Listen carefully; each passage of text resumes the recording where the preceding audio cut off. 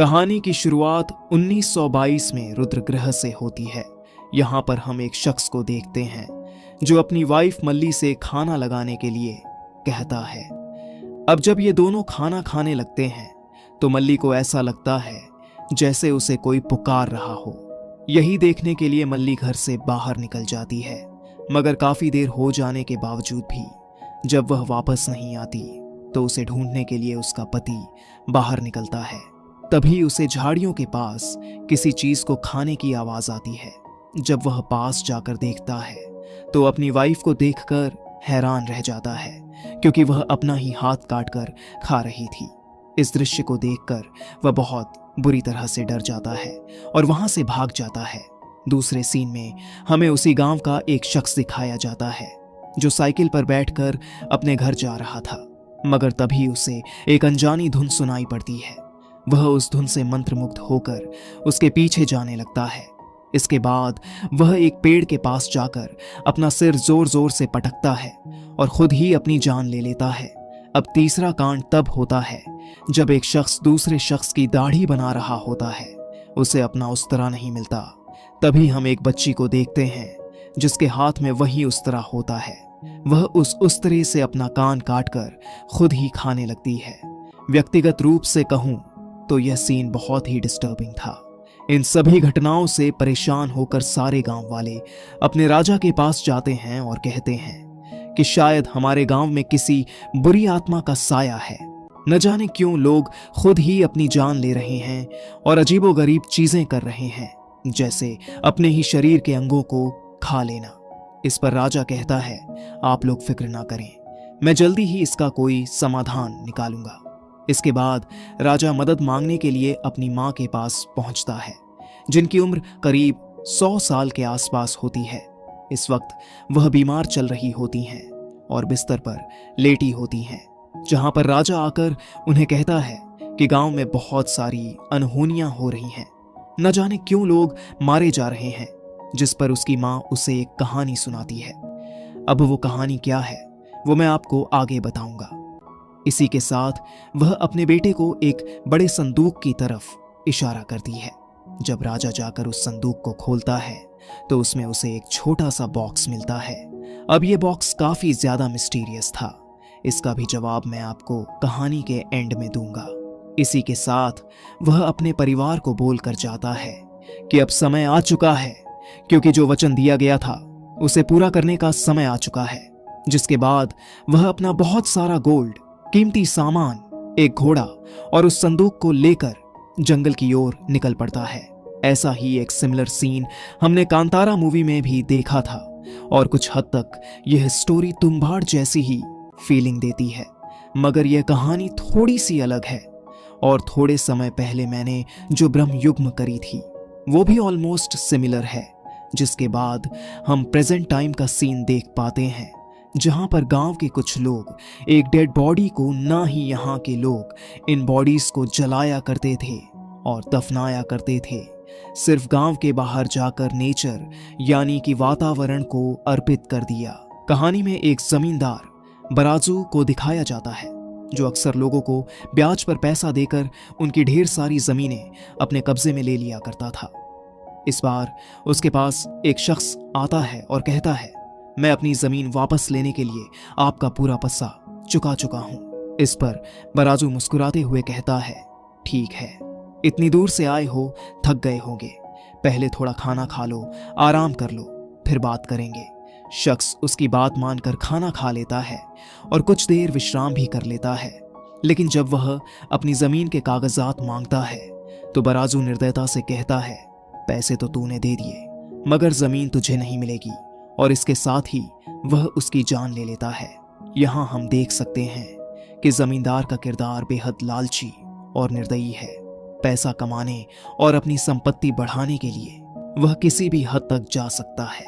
दूसरी ओर गांव में एक भव्य उत्सव भी होता दिखाई देता है। कहानी में हम एक कपल को देखते हैं जो इस फेस्टिवल में शामिल होने के लिए दूर गांव से आया था। पूजा करने के बाद जब वे अपने गांव वापस लौटने की तैयारी कर रहे होते हैं तो गांव का एक शख्स उन्हें गांव के पुराने रीति रिवाजों के बारे में बताने लगता है। वह उन्हें समझाता है कि पूजा के दिन गांव के बाहर जाना अलाउड नहीं है। साथ ही वह यह भी बताता है कि रात में गांव की समृद्धि के लिए एक विशेष रिचुअल किया जाएगा, इसलिए आज रात कोई भी बाहर न निकले। इसके बाद सीन शिफ्ट होता है रात में, जहां हम दो लोगों को देखते हैं। इनमें से एक के मुंह में गोश्त का टुकड़ा था और सिर पर टोकरी रखी थी जिसमें ढेर सारे चावल भरे थे, जबकि दूसरे के हाथ में मशाल थी जो उसका मार्गदर्शन कर रही थी। धीरे धीरे वह व्यक्ति जिसके सिर पर टोकरी थी पूरे गांव में चावल बिखेरता हुआ आगे बढ़ता जाता है। यह एक पुराना रिचुअल था जो हर अमावस की रात किया जाता था। इस दौरान सबसे महत्वपूर्ण बात यह थी कि कोई भी व्यक्ति अपने घर से बाहर नहीं निकल सकता था। बाद सीन लिंगम पर शिफ्ट होता है।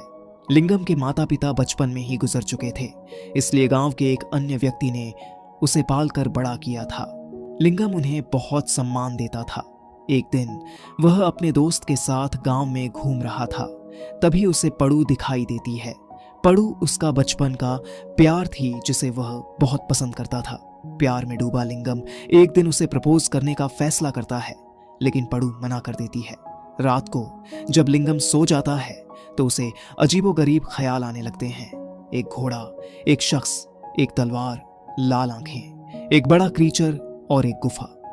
ये दृश्य बार बार उसके सपनों में आते हैं। ये पहली बार नहीं था, बचपन से ही वह ऐसे ही डरावने सपने देखता आ रहा था। इन्हीं खतरनाक सपनों की वजह से वह डर कर उठ जाता है। अगले दिन हम एक माँ को देखते हैं जो अपनी छोटी बेटी के साथ जंगल में चल रही होती है। ये महिला गर्भवती थी।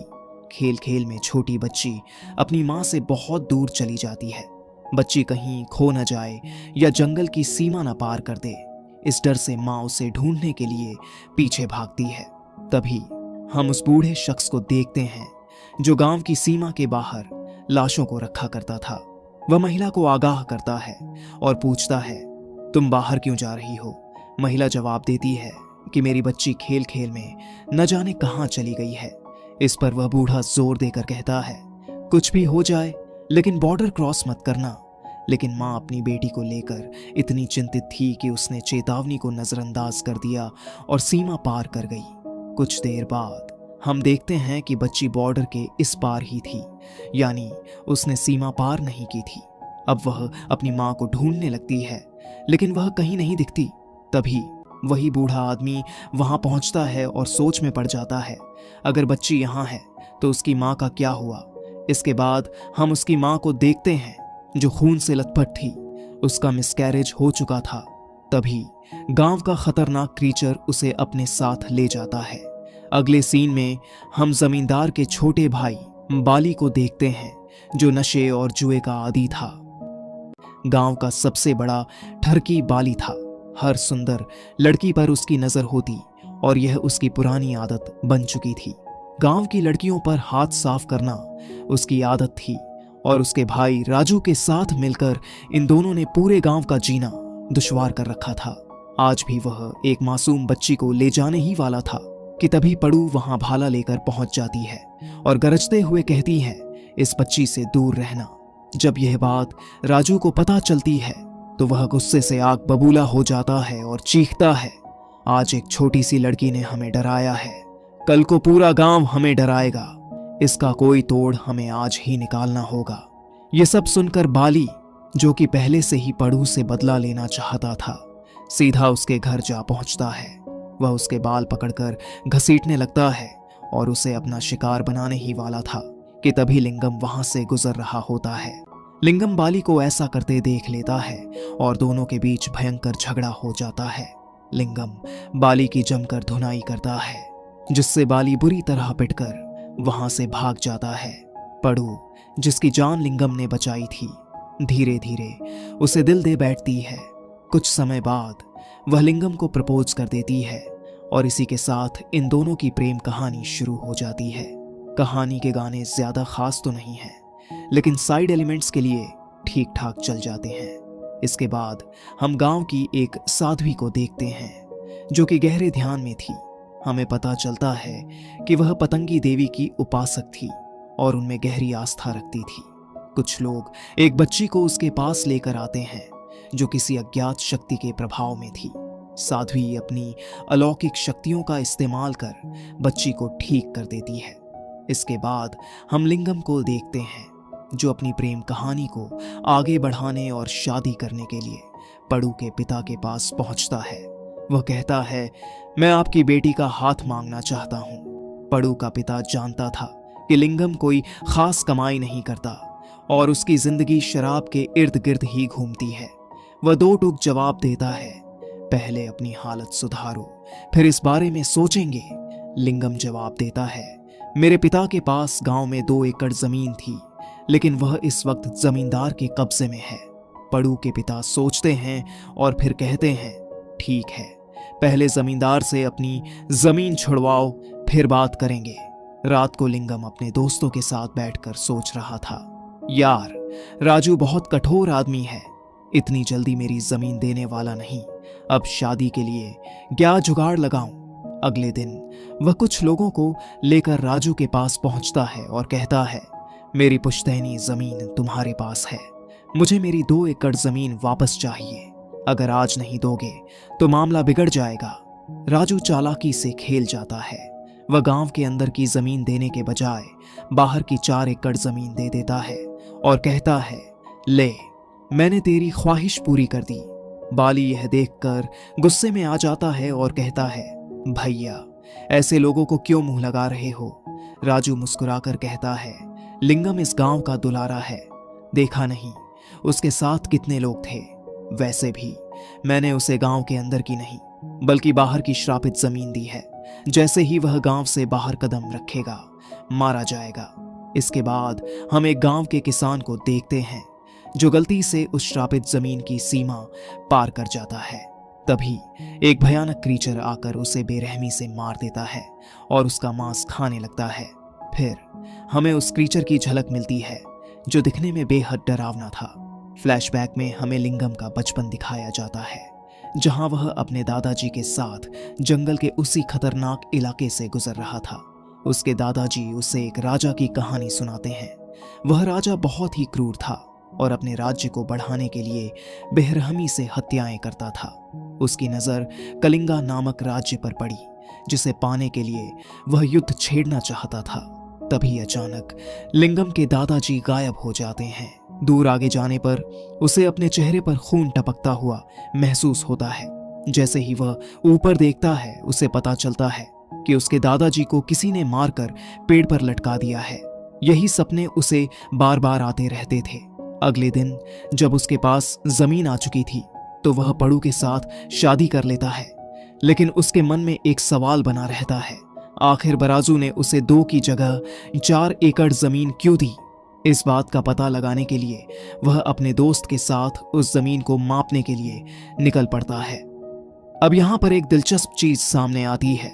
जो शख्स जंगल में दिखाई देता है वही मंगलवार को भी था और अंधा बनने का नाटक कर रहा था। इतना ही नहीं, इस मूवी में उस मूवी का म्यूजिक भी इस्तेमाल किया गया है, यानी एक तरह का सिमिलर म्यूजिक। अब ये लोग जंगल में पहुंचते हैं, बॉर्डर क्रॉस कर देते हैं और उस जगह को चेकआउट करना शुरू करते हैं। इस दौरान लिंगम का दोस्त घबरा जाता है और कहता है, ढूंढते ढूंढते रात हो गई है, आखिर तुम क्या मापना चाहते हो? कौन सी जगह तक पहुंचना चाहते हो? अब तो घर चलो। लेकिन लिंगम पीछे हटने को तैयार नहीं था। वे दोनों वहीं रात बिताने का फैसला करते हैं, थोड़ा सा खाना पीना साथ रखकर। शायद आप सोच रहे होंगे कि बाकी लोग जो बॉर्डर क्रॉस करते ही मारे जाते थे, तो ये लोग कैसे बच गए? इसके पीछे का राज यह था कि बड्डू, जो एक दिन मंदिर से पूजा कर लौट रही थी, उसे एक साध्वी ने रोककर चेतावनी दी थी। साध्वी ने कहा था, तुम्हारे पति के ऊपर काल दृष्टि है, वह जल्द ही किसी बड़े खतरे में फंसने वाला है। इस पर साध्वी ने पड़ू को 2 भैरव कवच से युक्त ताबीज दिए थे, जो इन दोनों की रक्षा कर रहे थे। इसी वजह से बॉर्डर क्रॉस करने के बावजूद वे सुरक्षित थे। अगले दिन जब लिंगम के दोस्त की आंख खुलती है तो वह लिंगम को वहां नहीं पाता। वह उसे ढूंढने लगता है और सोचता है, आखिर रात में लिंगम जाता कहां है? वह लिंगम से पूछता है, भाई तुम हर रात कहां चले जाते हो?